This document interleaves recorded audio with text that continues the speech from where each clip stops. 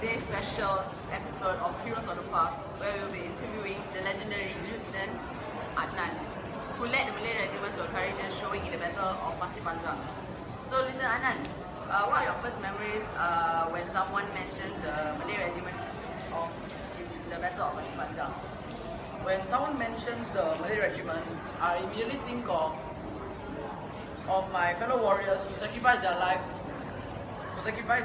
for the survival of many others.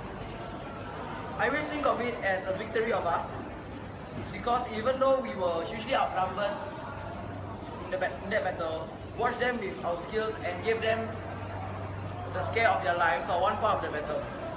We may have succumbed to defeat, but we truly showed that we were no pushovers and that we were all true warriors who fought with their heart and soul. So, Mr. Adnan, could you kindly give us your account of what happened in that battle? Please try to make it as detailed as possible so that our viewers will know what difficulties you have gone through. Well, firstly, I saw through the Japanese soldiers trying to disguise themselves as Indian soldiers.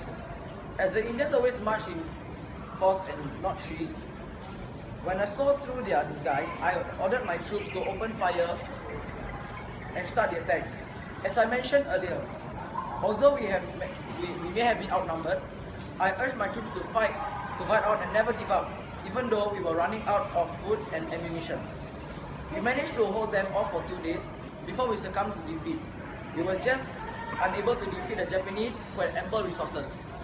Yes, it must have been really difficult watching your troops getting killed mercilessly by the Japanese. It's a miracle that you are still alive here. And at this point, I want you to know that we are extremely grateful for the sacrifices your troops made, and that you are truly a legend in Singaporean and Malaysian history. So, do you have any last words for our youth watching the show?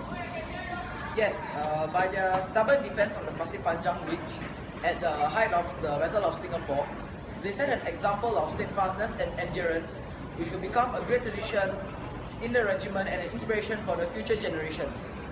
I hope you all cultivate such values that my troops had, not just into your daily lives, but to also your siblings and anyone else from the upcoming generations, and make them use it in a useful way, like on their academics and behavior too.